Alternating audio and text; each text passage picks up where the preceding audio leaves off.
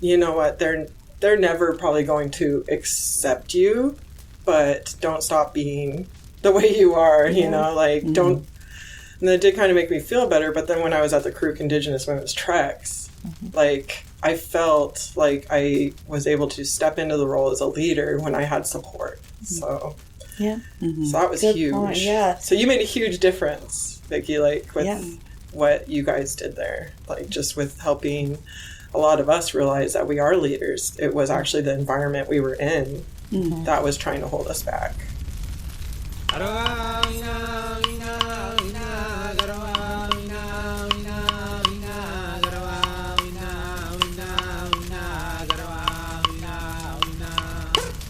This is the Good Fire Podcast, stories of Indigenous fire stewardship, cultural and social empowerment, and environmental integrity. Hey everybody, welcome back to finally season 3 of the Good Fire Podcast.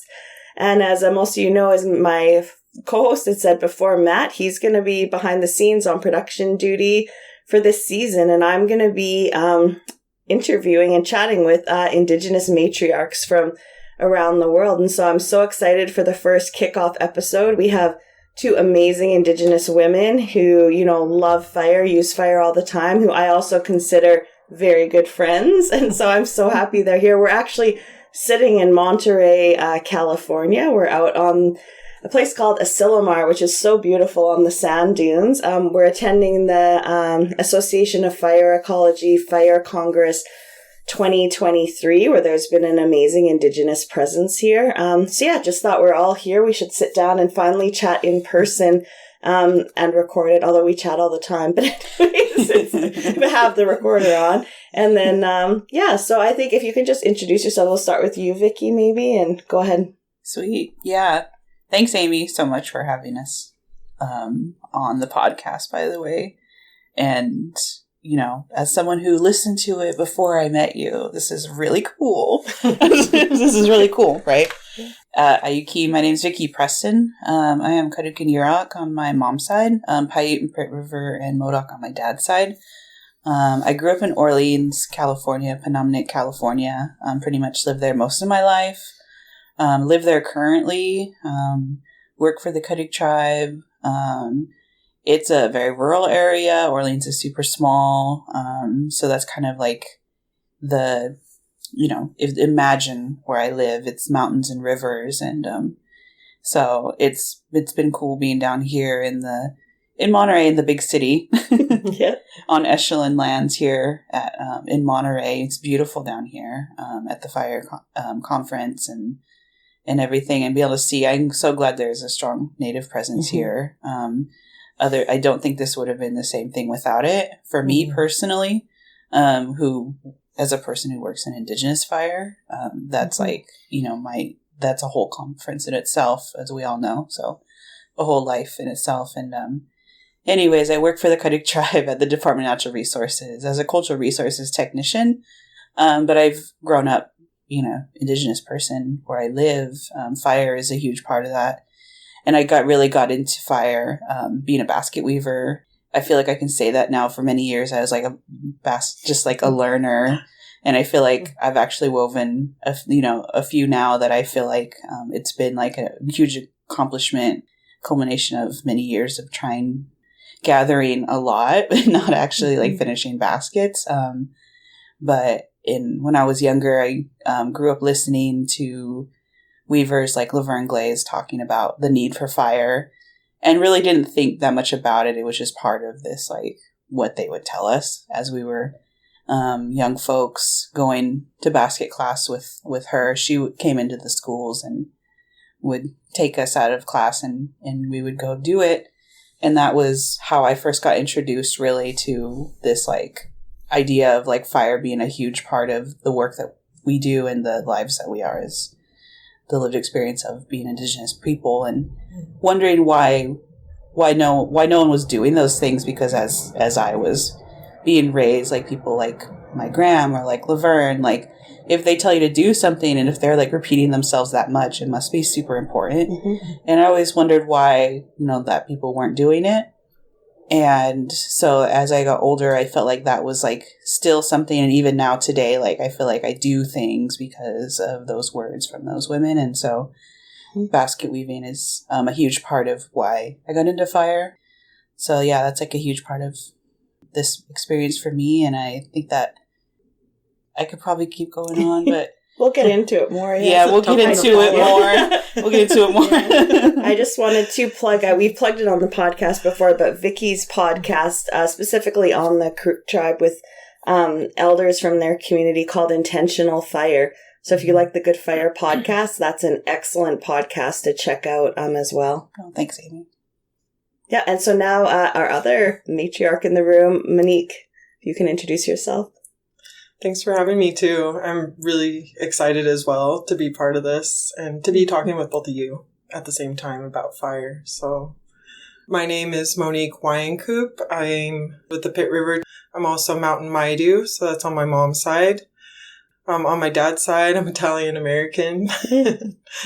So my grandmother on my mom's side is Frida Joseph, and my grandmother on my dad's side is Geraldine Vitale, Crumb, but she passed away recently. So a lot of what I do is lately, for some reason, I've really had my ancestors that passed away on my mind. Mm-hmm.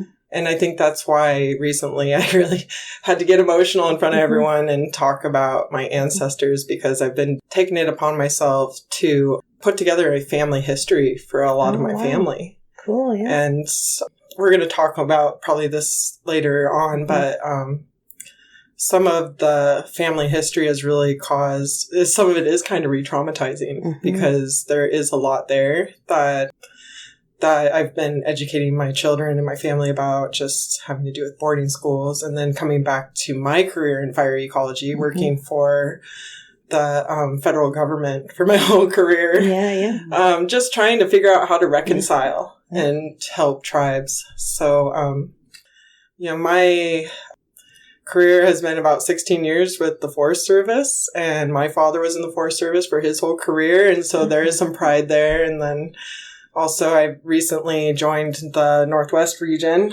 for the BIA, and I also work for the Alaska region and the Rocky Mountain region as well. Yeah. And I'm excited to be working for those regions because it will allow me to hopefully help the tribes access the resources they need to do the work that they need to related to fire and fuels management, including cultural burning. Yeah.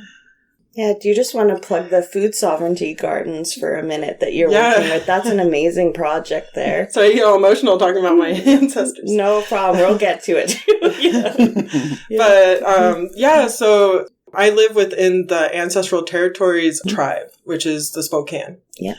And so I've been living there for about 16 years. And part of, I guess for me, I'm at that point in my life where I want to be the matriarch that I needed and that I feel like my family, some of the younger generations need in our tribe. And part of that showing my children by example.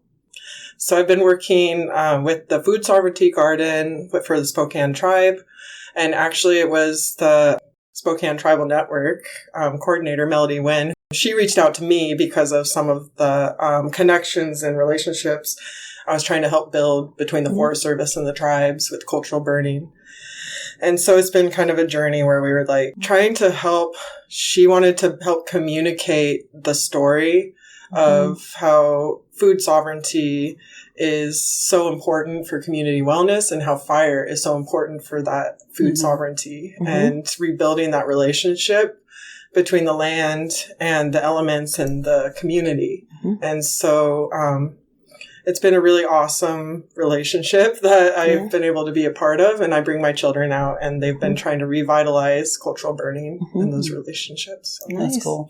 Yeah, it's such a cool project. And I met Melody a few months back, and she's amazing, the work that they're doing. She's such an awesome person. And really funny, just lovely, So I think, we're all slightly on edge, I guess, a little, because we've just gone through, that sounds terrible, because we've just attended the AFI Fire Congress, and, it's always great to be there and learn from other people. But at the same time, like, a big focus this year was on Indigenous erasure, and Monique and I are part of some projects where we're looking specifically at that from an academic sense, and how Indigenous people are constantly erased our knowledge and other things because, like, you don't hold a PhD or you don't publish or other things, and then overstepped or that knowledge taken by academics. And so that's been, like, actually a really interesting kind of focus of this conference. But there's just been amazing, like, cultural practitioners here too that are, like, finally kind of standing up in settings like this and saying, like, this is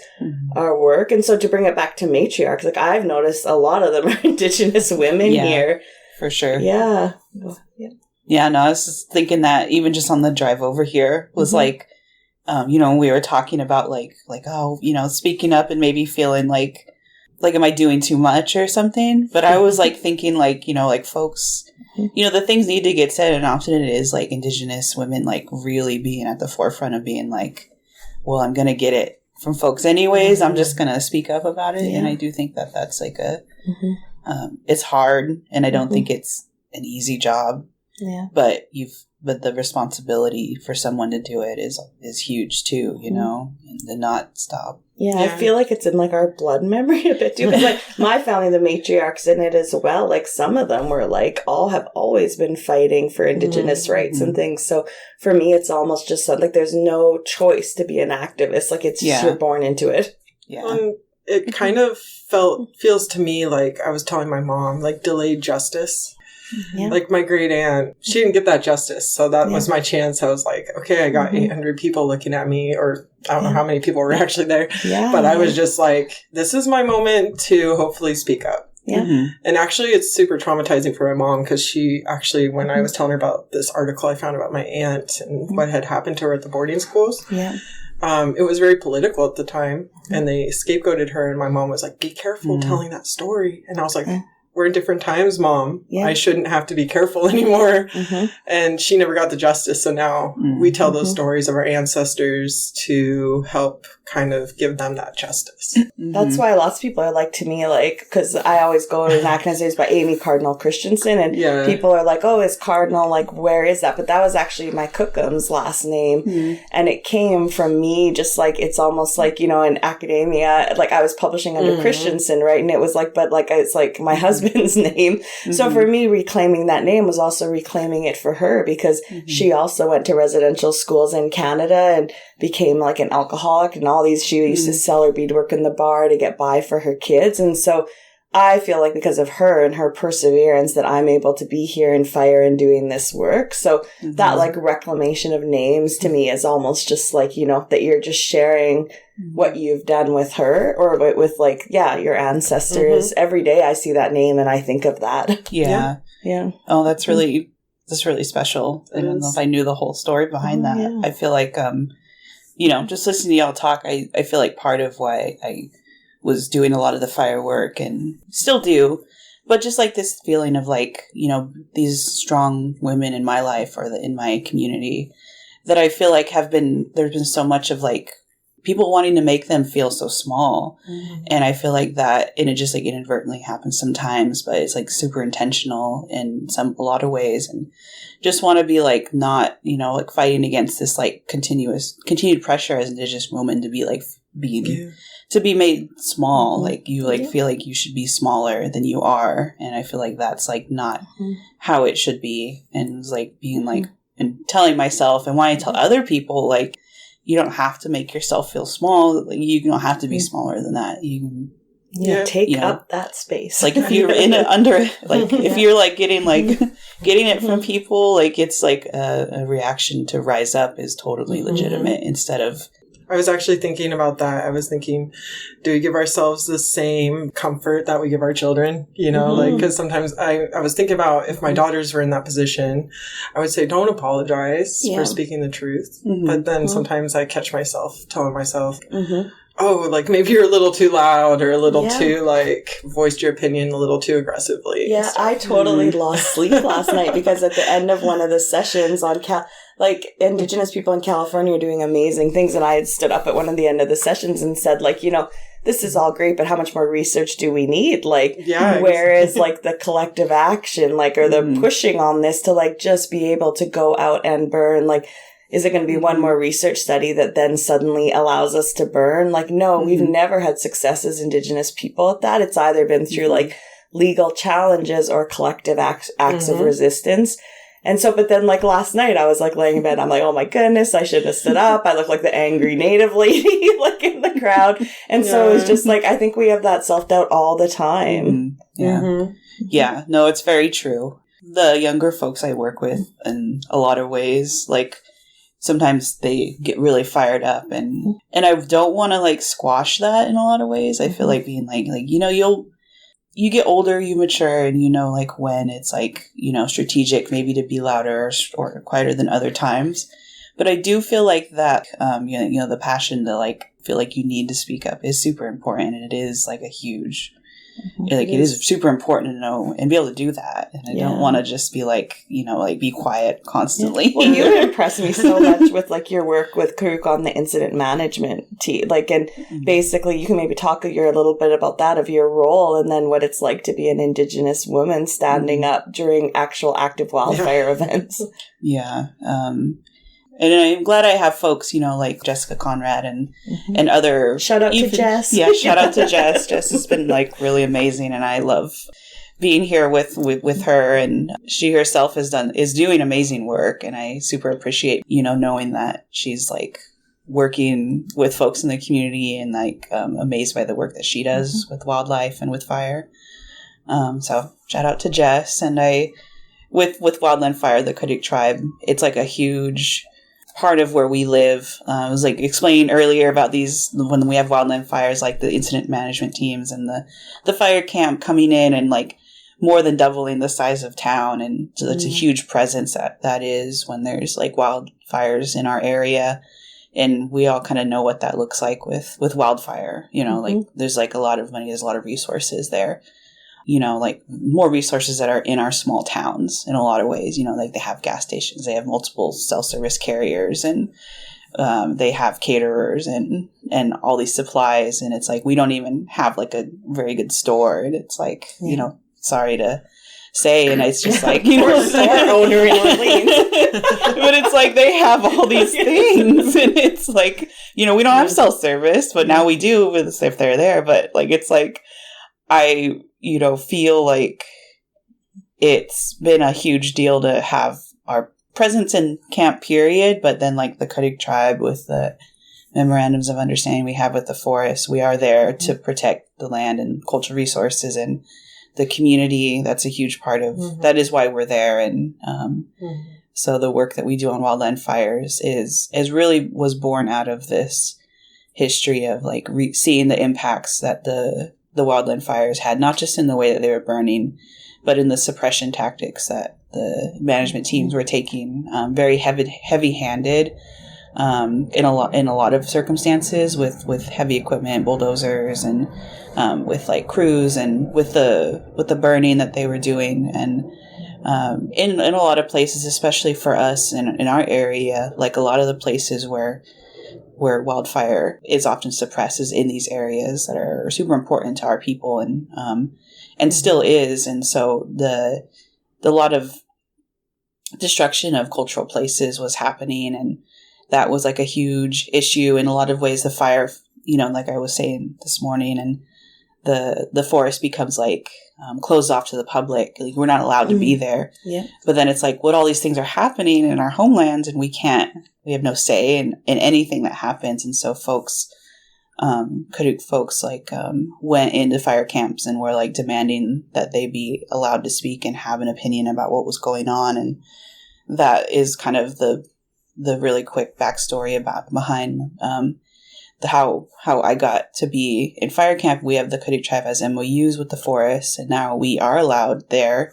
We are, you know, on the teams in multiple places, you know, with our tribal representatives and our heritage consultants on the ground. And the process is you know, it can be better. There's a lot of things that we still need to do with it. I think my first wildland fire I went on was in 2016 to help with that. And it was definitely like and still is. It was like, okay, so you're like the only Indigenous woman in this whole fire camp, probably. Yeah. Like so many, like so many like white guys, and like it was just like a lot of like military, very militaristic. It was very very imposing, and I can't believe you guys don't have cell access unless they're there. That kind of seems just like racist to begin with. Leave their Wi-Fi hotspot behind just as like an act of service. That it is very like it is super impactful. Like when they leave town, and then all their resources are gone.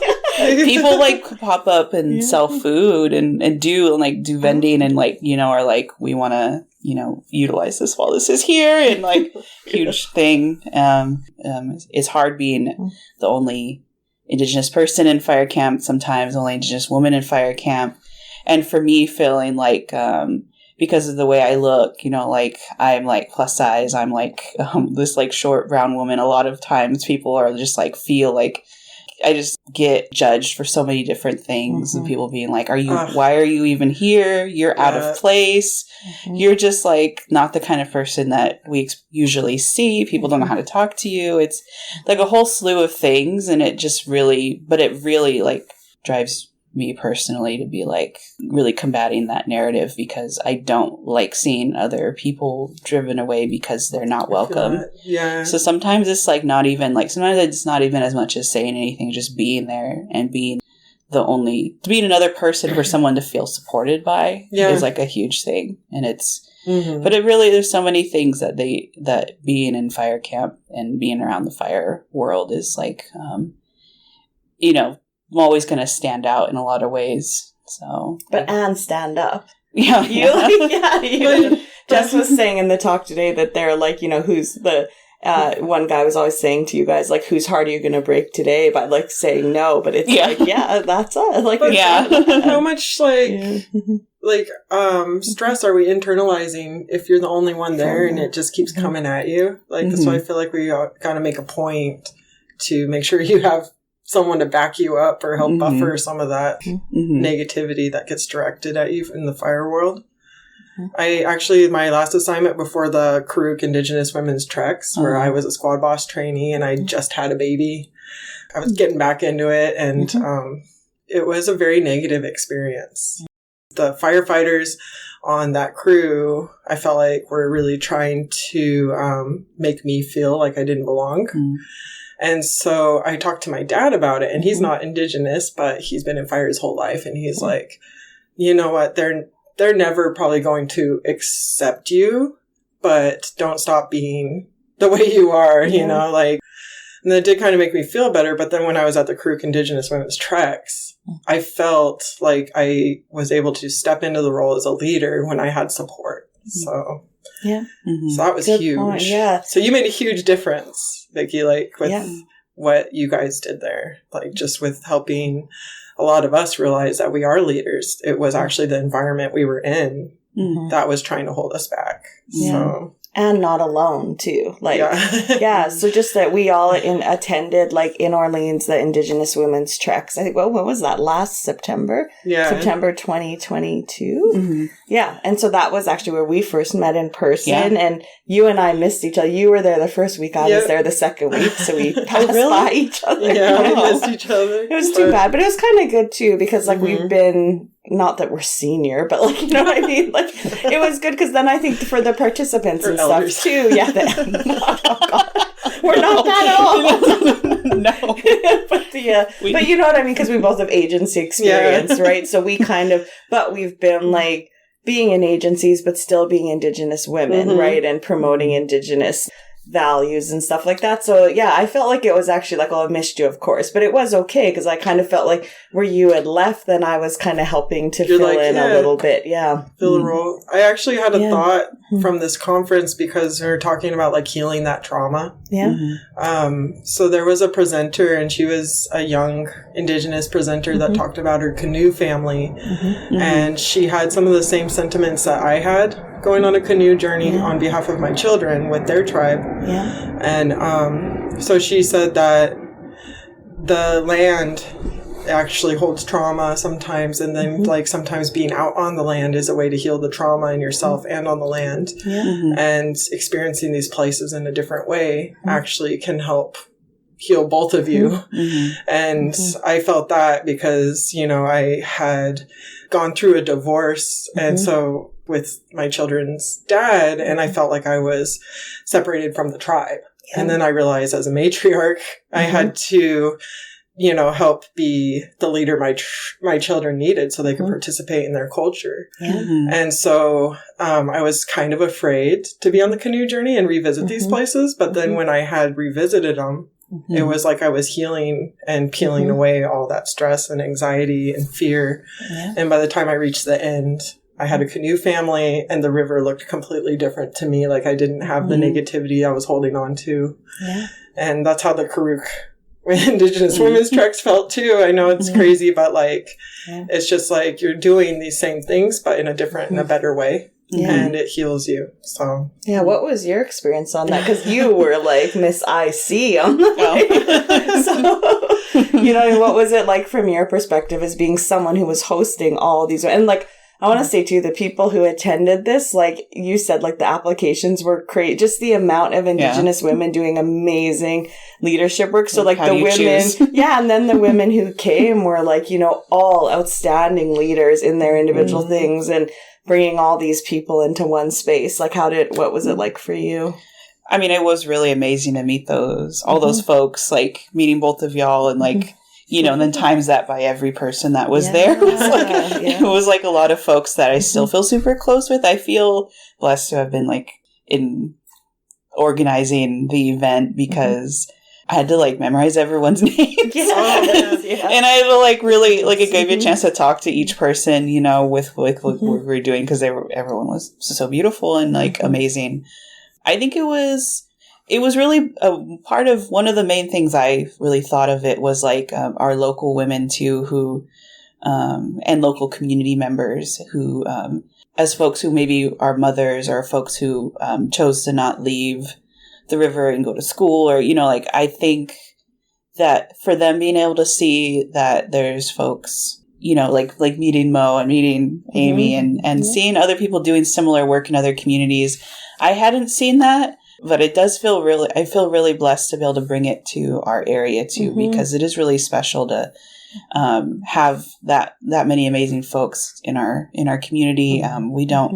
We're so small, we don't get to have a lot of those kinds of interactions, and it felt like a really good, like, it was such a great snapshot of Indigenous women in burning and community and fire. And I was super happy to see like our local folks that I don't even get to burn with ever. Like that was the first time I burned with them.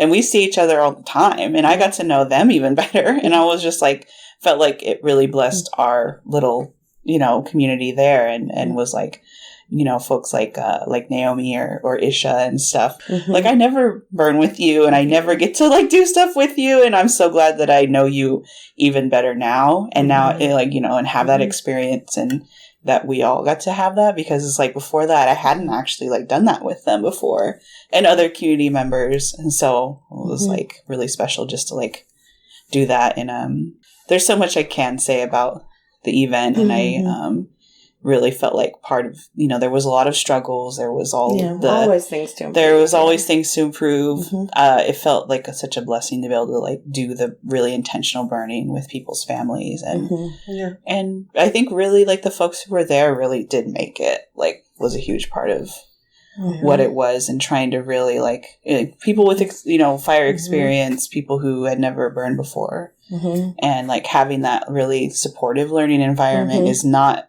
anything even I'd experienced in a lot of fire experiences, like doing burning and asking these questions and having people be like, yeah, that's a great question. And like, so, and just really like, the fire effects that we got in all those places and was all really good too. I feel like there was like, a lot of, you know, like being able to have community and conversation around things and even ask these questions really helps the process of the burning, of like, you get better like burning results in a lot of ways. I feel like because we're asking these questions and we have great communication with each other and we trust each other and stuff.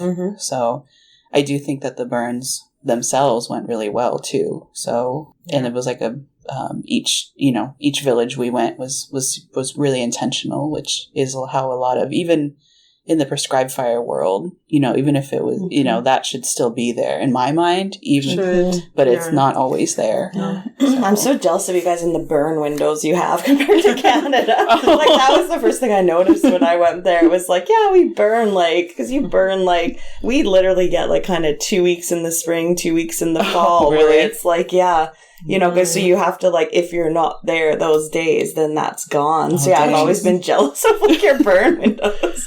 It's you can burn all the time. Well, not all the time, but I wish.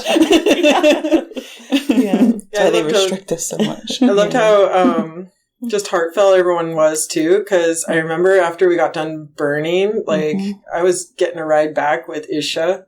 And she's just like, here, let me take you on a tour. And she just took me on a tour of all the cool places, showed me around. And by the end, I felt like her and I were felt like family and good friends. And so it's just a different way of doing things. Yeah. So I'm hoping that. Yeah, I'm hoping we can keep pushing that model. You know what I mean? Because I know one of the things is the reliance on qualifications from a Western standpoint and incident management system and all these different things. And so, I think it's great that it brought us together too, but I still can't wait for the day when we can just go and people don't have to do their pack test and I don't have to stay with the media team because I have no qualifications or all those. Although love you, Bruno, and I'll shout out. I should add Bruno sitting here patiently with us in this room because I don't know how to work audio equipment. So thank you. We're going to have a tutorial after. Got stuck with the media team. Well, no, but it was because I don't have and it's always been for me not an active resistance. I guess it's easier in Canada because we have a much different system than you guys. We don't have the task books and all that, but it's always just been to me no, I'm not for the I understand for prescribed fire that's needed and there's a much higher risk and degree of safety and stuff there. But for the cultural burning my nation and people do, we don't need all that. And so to me, it's just I'm not going to go into that system. And that's not the type of burning I want to do. I want to do our burning. Yeah. Yeah. I was thinking about that same thing because I've had conversations with other folks and they were just did you ever consider demilitarizing fire? And I was just I definitely was wondering what tools I can offer with my experience with the federal government to help people put more good fire on the ground. Yeah. So I don't have any answers yet, but I do have a lot of, I've talked with a lot of really awesome people at this conference that have kind of given me some ideas, I guess. Yeah. So ways to work within the system we have.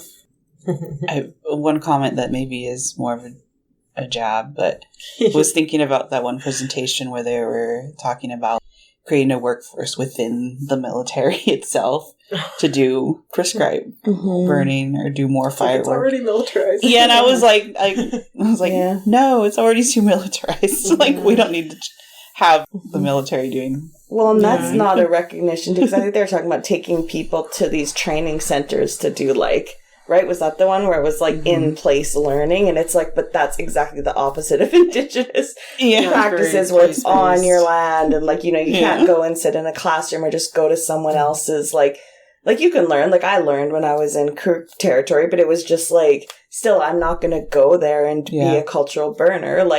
That's not my territory. So anyways, that was just quite interesting because I think well, and you know what? I don't think there's answers, Monique, really. I think that we're, at the edge of this where we have to start creating things. Yeah. And that's what's so cool about meeting and networking and all these powerful Indigenous women in this space is that lots of experience with, other groups or other things that then, we can see, well, how does that work for them? Can we apply it to fire and what we want to do? Yeah, because the intergenerational part's really important. Yeah. And that's where we kind of run into roadblocks sometimes, I think, because everyone considers non-fire qualified people to be a liability, in the Western standards. Whereas that's literally the missing piece for how we continue cultural burning. Yeah. Is to have our children understand these cultural practices. They literally have to be there with their families to understand it. So yeah. That is a huge piece that got brought up in that presentation, but then over and over in the in this at our burning events and like in cultural burning and in fire is like the intergenerational piece and not being able to like feel like legally you can teach especially here in California, like legally like teach the youth or burn with folks who aren't fire qualled and a lot of times that's like youth or or folks who are elders or and stuff. I feel like it's like you should be able to have that, and it's not. Yeah. It's I've always been. Piece. Yeah, I was gonna say I've always been worried with like social media posting because like I like to share having presentations, pictures of like me with my kids with fire, but honestly, it's always in the back of my mind that like some person could see that and like report me, right? And kids are taken away from Indigenous women too, and so it's like like what is that person doing, subjecting their kids to fire, even though they don't understand the type of fire and different things. So I have to admit, every time I show it, I think of that. I'm like, oh God. Yeah, we've had funders who are made comments about photos that have been in our reports. In the picture, it's like folks are standing on pavement. There's fire personnel and they're yellows, and then there's youth and there's fire in the background, and it's like this, and it's just like completely safe. But the funders were like, why are these children at this burn? And what are you going to say? We'll delete the picture, but it's like, what? Separate the kids from their culture and... Yeah, cultural practice, like you were saying, that's what I think we have to keep hitting at is like, because if we keep going it from a fire angle, I don't know if we're ever going to get there, but it's like, a cultural practice, and that's, us carrying out culture on the land and teaching our kids. That's what I've seen firsthand with my children, just healing trauma. And when they're active in their culture and out on the land, they're most content and they feel pride in their family and themselves, and seeing representation also, and not feeling, especially us living off the reservation, they go to like non-tribal school, and so they're usually the minority. There's a few other Native kids at the school, but I come in and I try to talk about cultural burning and fire ecology and stuff like that, just so that my kids, I've seen the way they step up and they shine, because for, when I'm in there talking about that stuff, no one else knows about it but them. And they're able to shine and speak up and say, like we know this and this, and it makes them really proud.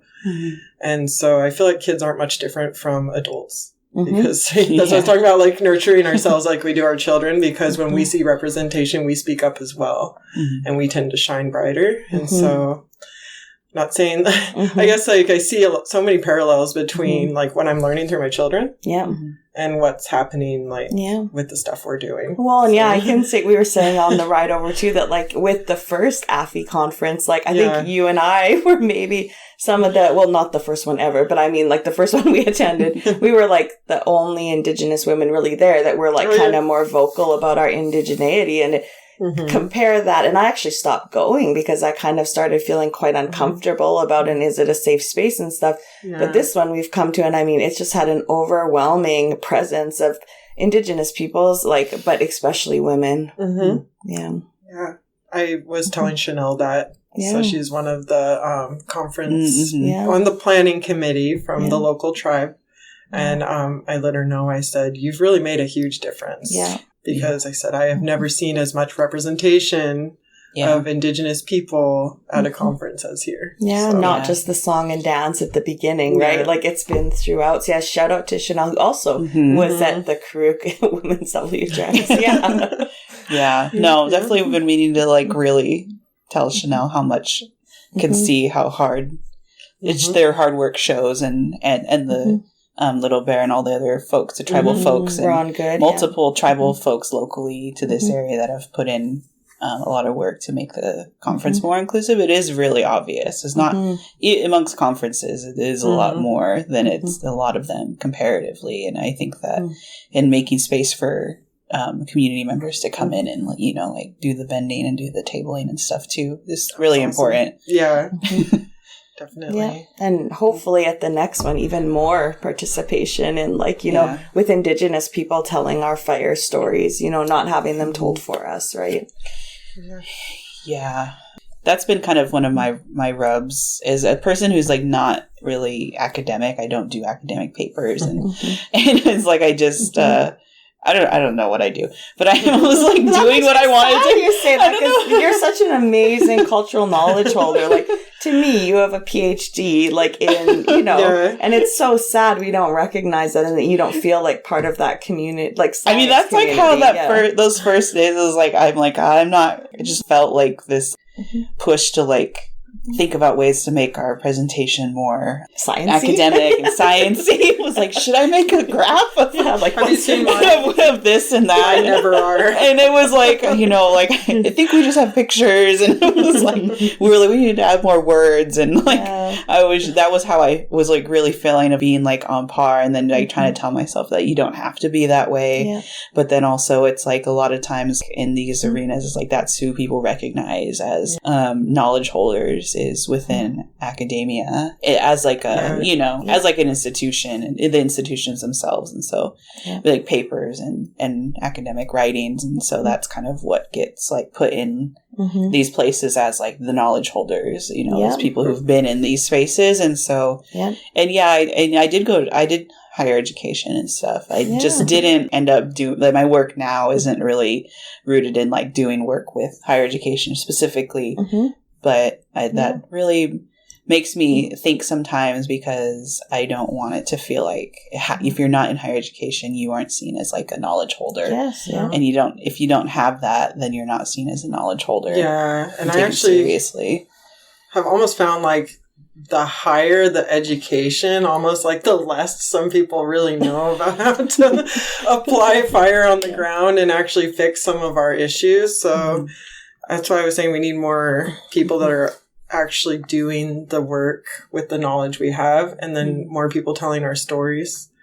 And I meant to say that at the end of my presentation. I always forget because I'm like always go over time. Like, wrap it up. But I was just like, I meant to say at the end that monitoring is just telling our story. And it's telling the story also for those that can't speak, and not just people, but like everything that's affected by fire. And so that was one of the messages I wanted to tell. And I'm not super scientific either. I've got major imposter syndrome. Me too. I've always had it, and I always feel like I never fit in. And I think now I'm at the point in my career where I understand why.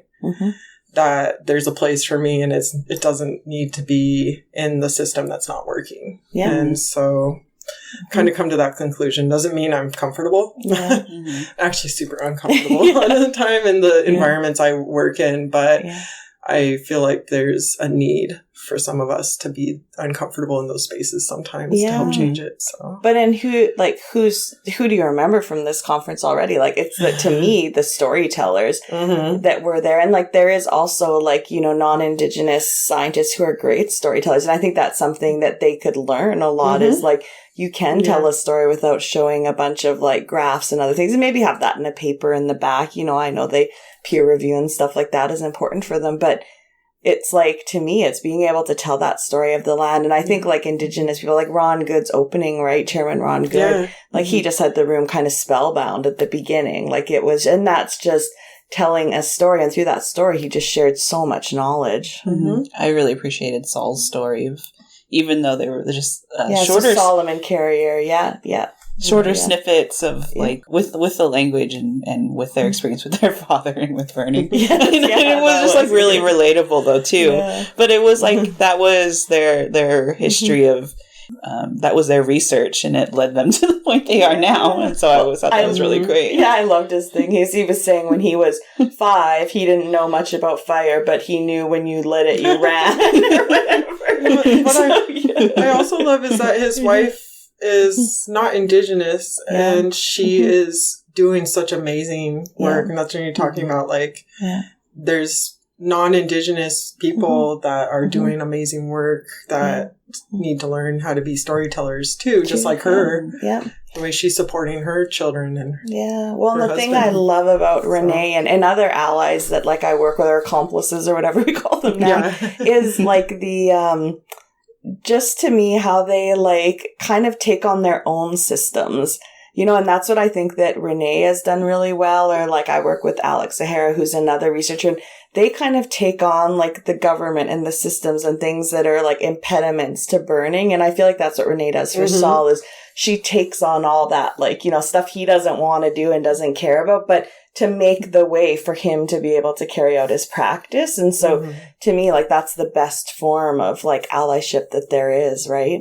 Yeah. They're doing great stuff because I was saying like telling our story, like scientific methods don't have to be complicated. Yeah. And I think, I almost feel like the scientific community, the Western science community, they complicate it almost as kind of like an elitism type of thing. Like, it's just, it's got to be more challenging. We got to ask more challenging questions. And I feel like at this point, they've asked enough questions, they've done enough studies, and there's not enough people actually taking that and applying it back into management. And that's why I liked that project. And that's wearefire.ca if you want to check it out. It's the carriers and the work they're doing in the Saskatchewan River Delta in Canada. It makes me think a lot of too that, like I had talked about it in my presentation earlier, but the advice that you should know, you know, your land the best, and that is really like one of the strongest educations you can have is just to like be on the land.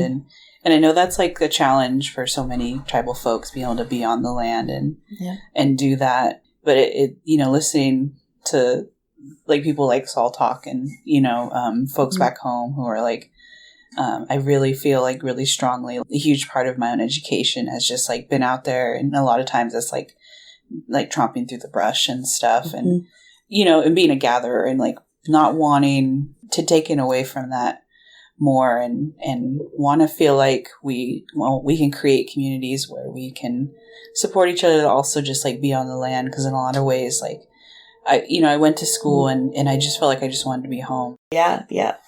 So I think like just getting back to the conference here, I think we said at the very beginning that there's been a little bit of focus that we've done on Indigenous erasure. And I just want to also shout out Monique, because we were basically, I was recommended when I was writing an article, and it was under review to basically read an article by Bell. And so it was a historic reprint of a historic article in the Fire Ecology Journal. And so I read it, but it was incredibly, in my opinion, racist and things towards people in my family. So like all good people do, I sent out a bunch of angry tweets tagging the Fire Ecology Journal and saying, what the heck? And screenshotting some of the quotes like, Indigenous people won't do anything except by necessity.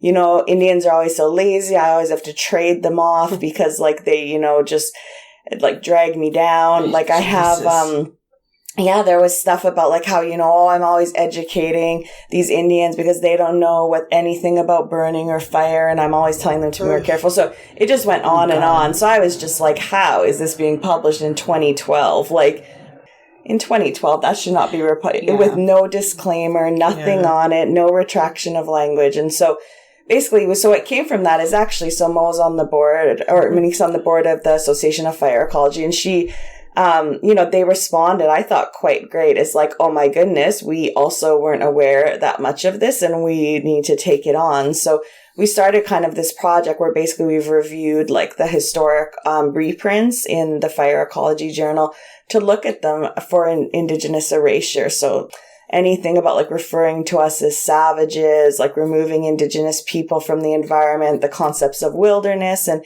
it's been really eye-opening, I think, the kind of behind the scenes stuff, but I would say also re-traumatizing. You know, do you want to add anything more before we get into the Congress? Yeah. I think it's just my nature too, to like just scrutinize things. Yeah. Because I remember my cousins were asking me, I was doing family history and finding similar things too. And my cousin was like, are you an FBI agent? I was like, I just really love scrutinizing and like reading through these things because like finding papers about my tribe, which I have, it's a catch-20, because I found I had to read through a whole bunch of papers and I found stuff written about my family, and some of it was helpful because a lot of our culture has been erased from genocide, but then it was so hurtful too. That's why I was saying I've been thinking about my ancestors a lot and how to like help them feel justice. From what I can do now, and that's speaking up about it and making sure that my children and other future generations aren't reading this and feeling traumatized like we are. Because it's our journey as like mothers and matriarchs and leaders to make sure we're protecting the younger future generations. I actually was telling Ronnie, was it Ronnie Reed that was speaking this morning? Ryan, sorry. They look similar. Shout out to the Fire Gen collaboration. Telling Ryan Reed that, or I was telling his colleague that was co-presenting with him, but I said, it really hurt my heart to hear them say, that the younger generation has to step up about climate change. And I was like, we should be protecting them as, the older generation. We're not that old, but like the older generation. So, so that's how I've got a ton of thoughts about Indigenous erasure. I mean, my whole career has been in fire.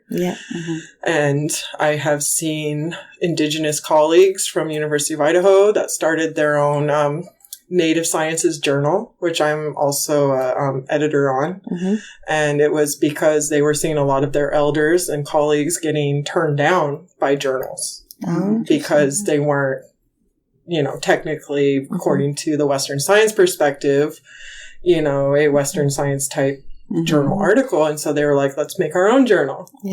And it's called the Journal of Native Sciences. And I just thought that was awesome. But at the same time, I was seeing it in my own trying to publish, having reviewers really just picking it apart and taking my time away. I was like a mother that just had a newborn trying to publish and having to be like, that's great and all, but can you tell us more about the differences between Western science and traditional knowledge? And I'm like, I feel like I spoke enough about that. This paper is about applying fire on the ground and how to help, how to collaborate and help tribes.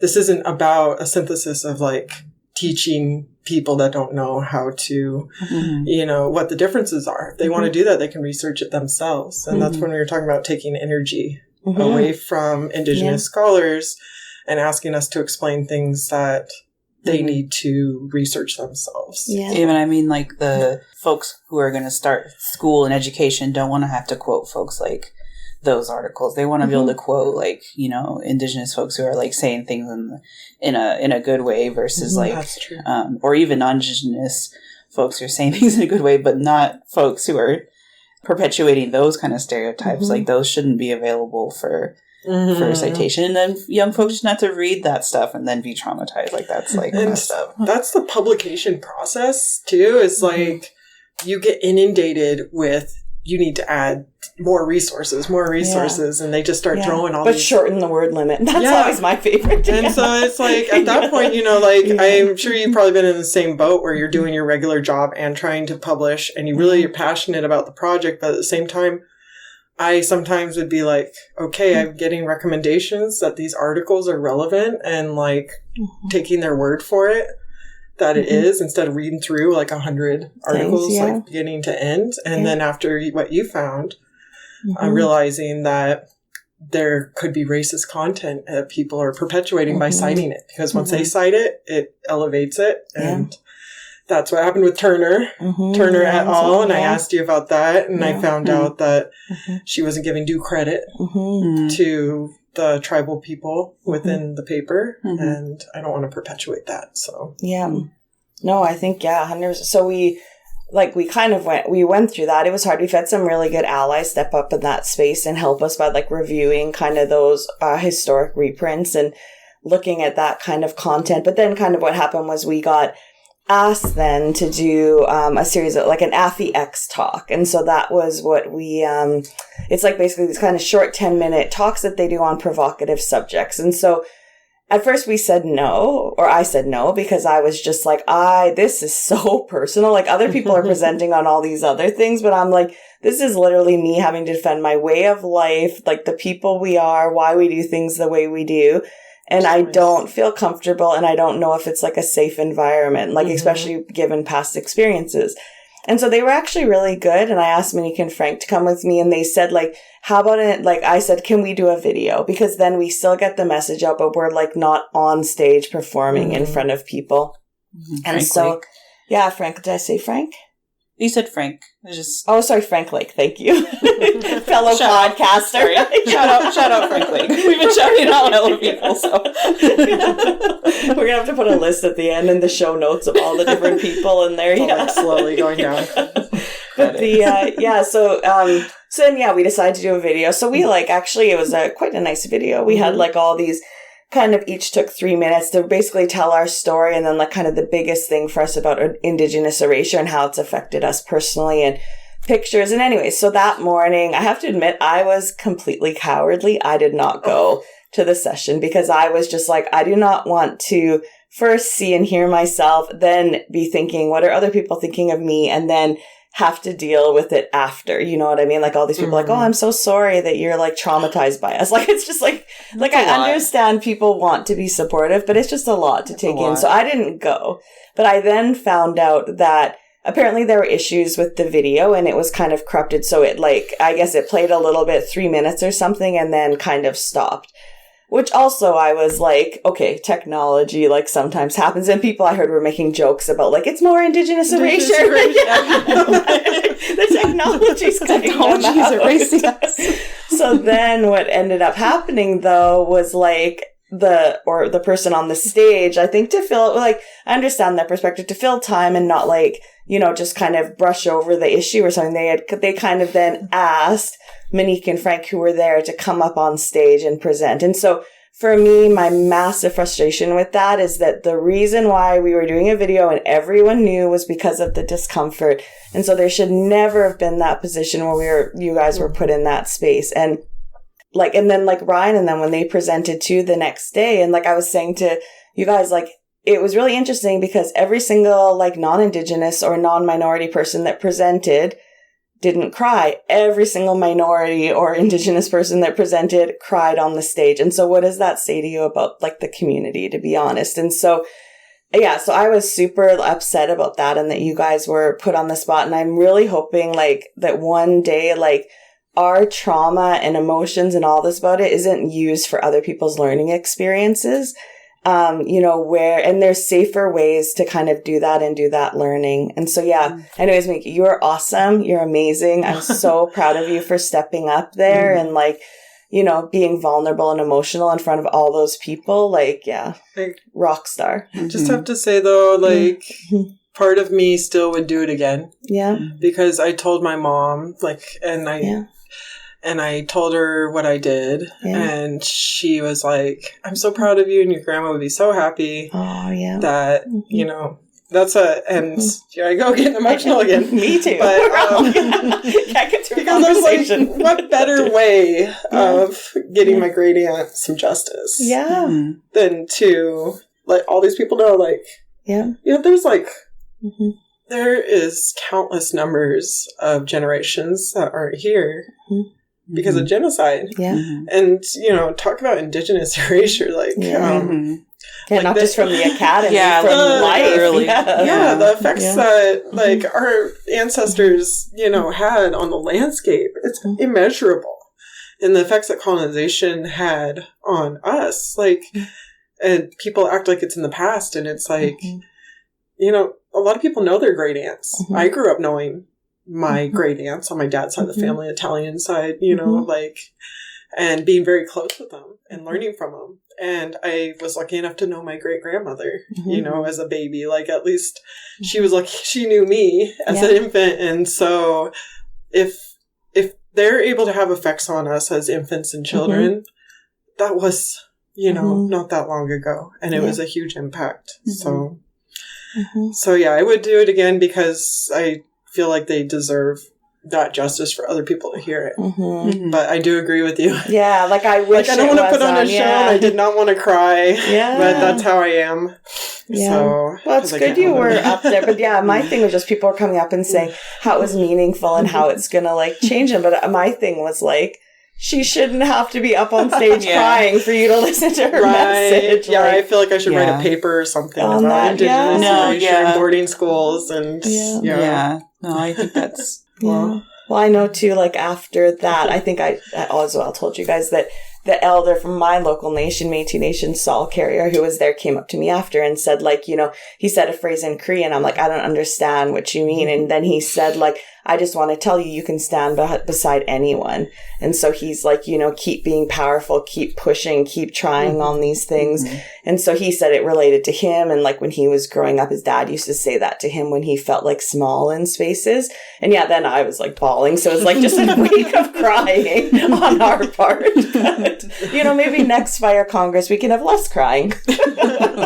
Yeah, I used to say that I need to stop starting my presentations with like pictures of my children, like, because I always had pictures of my children there, because I would always start with, this is why this is important to me. Yeah. Mm-hmm. And so I'd always be like, this is about my children, their future generations, and helping them feel like they belong on their ancestral homelands, not just on the reservation, but like their ancestral homelands on and off the reservation. Mm-hmm. And so that was a lot of why I was doing what I was doing, because I was trying to help make sure that all the tribes, not just the tribes with treaty rights within their ancestral homelands, but all of them feel like they can go out and use it and have access to it. And but then I'd always see the picture of like my daughters and their little like regalia or their baby boards or whatever, and I start bawling. So I was like, why do I keep doing this to myself? Because I was always away from them to present and do these projects. But that's what it is for Indigenous women in fire, is that we are in it because of that and because of the next generations coming up, right? And the responsibility to the land. And so I think that that's just what always, you know, kind of pulls at you. Mm-hmm. So I think too, like, I don't know if when Monique was talking at one point, if anybody on the podcast heard that there were bells going off, that was the dinner bells at a Silmar Resort. Really? Yes. So they always go off at 6:00 to say dinner's ready. So we are attending actually a ceremony tonight for the conference that's being put on by the Esalen tribe and others who are here. And so, yeah, we're going to go and partake in that, and it'll be amazing. But I was just wondering too, like, what does the next, you know, year and a bit hold for y'all? What are you up to and what are you doing? So I just started working with the Northwest BIA, and there's a whole lot of tribes. Just say hole. There's like a whole lot of tribes within the regions, the tri-regions I work in. And so a goal of mine is to start getting out and visiting some of these tribes. And, you know, because a lot of them are reaching out and wanting to develop some better monitoring programs, and they're wanting to talk about cultural burning.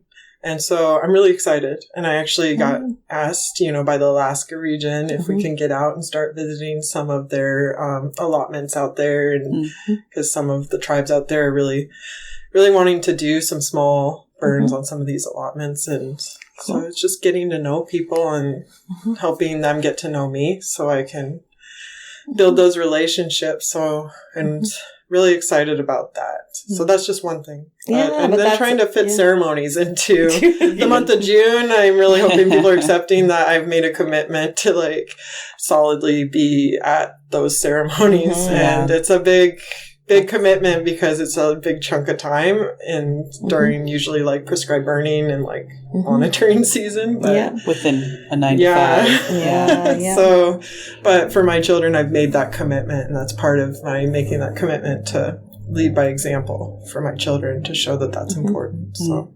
Yeah, awesome. Well, good luck in your new role and everything. Yeah, you'll be amazing. I know that, but it's a lot. Yeah, I'm excited to see. Thank you.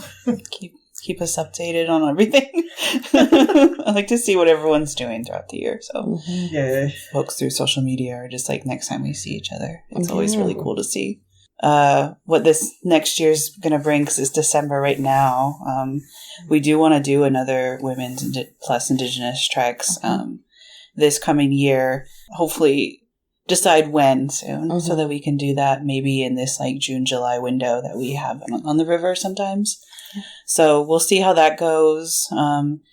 Basket weaver gathering coming up that we're going to help plan, and more burning, and just like general work supporting the community. I'm trying to think, like, there's just like a lot of folks who want to do things and look for opportunities and really like bring some more feedback to the prescribed fire world and the fire world, and continue to do that work. I think I hopefully would love to do more episodes of the podcast Intentional Fire. It's been on my mind so much, but there's like always so many things to do.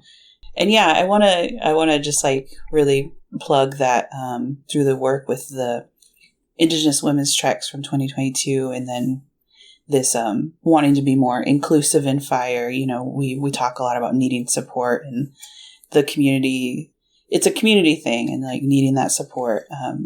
I want to think of ways to, you know, do another event that can support Indigenous women in fire, but what are those spaces look like for queer, trans folks within fire, and everybody else to like feel comfortable within those spaces. That was like a huge lesson I learned from the Indigenous Women's Treks, and looking forward to seeing like other things like that take shape, and what the fire world in general is going to be pretty exclusive. And so I think that is another huge thing that I would love to see. I'm not saying I'm doing that per se, but I do think there's so much more that can be done. Build this group of folks that are going to be future ancestors up, and, you know, really give our future generations like this whole like community of folks. So awesome. Thank you both. It's been a fun week, and thank you so much, Amy. Another day off. Thank you guys. This is great. We are in my hotel room. Anyways, it's been a fun week, but it's been hard. Like, I won't lie, but it's like having you guys here as support has been amazing, and the other Indigenous people who are here too. And I just keep thinking, like, you know, it sometimes feels so slow, but compared to 10 years ago and like the movement that there's been. So it's just to keep, you know, pushing and keep finding support and taking care of ourselves and stuff through ceremony and that as well. So I just want to say one more thing. I do want to talk about Palestine a little bit, and just feeling like I do want to say like free Palestine, and this like it's been a huge part of my life. I don't want to feel like I'm disassociated and from it because I'm at the conference, or, you know, I'm at, I disassociate sometimes at the conference because I feel like you're trying to get through it. And so I feel like in these like multiple disassociation kind of like well, we're already taking spaces. On, it seems like you take on so much and you just disassociate more and more. But that's a huge thing in the world, and in on my mind a lot lately is this the genocide that's happening in Palestine as I see it. And personally, it really is like a huge thing on my mind. And so I do, not to center myself in this, but to think about Palestine and what can be done for that, and to keep speaking up about that. So I guess I just wanted to say free Palestine and support Indigenous communities over there, and look for those ways where we can. Genocide and colonization happening in real time, right? I was reading a bit about like the olive trees and stuff over there, and just that disconnection from land that the Palestinian people are experiencing too, like as well as the genocide. It's just been like them cutting down olive trees and stuff as a way to disconnect Palestinians. It just reminds me of like the bison, like, and you know what they did, and and that's happening now in our world. And everyone says like what happened then, you know, was so shameful, but it's like, well, but this stuff's happening right now. So let's do something.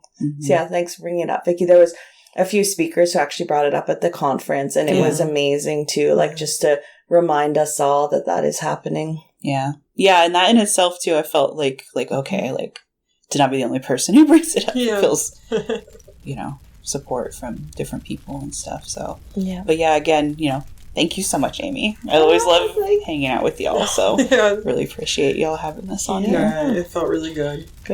Looking forward to future opportunities too, so thank you. That was such a great first conversation for Good Fire in the matriarch season. I just think back to that time of being able to sit with Vikki and Monique and just, chat in person and share. It's just wonderful to have such a supportive community in Indigenous fire, and especially with Indigenous women, really supporting and uplifting each other in the work that we do. And so this season, we're really going to get into matriarchs, as you know. We're going to go to Peru. We're going to talk to an Indigenous trans woman in fire. We're going to talk about allyship. We're going to talk to other matriarchal leaders in their nations about fire. And so I'm really excited for this upcoming season. We'll see you soon for episode 2. A huge thank you to Canada Wildfire for their support of this podcast. As well, we would like to thank the Fighting Gunda Jamara for allowing us to share their fire song Ween as the official song of Good Fire Podcast.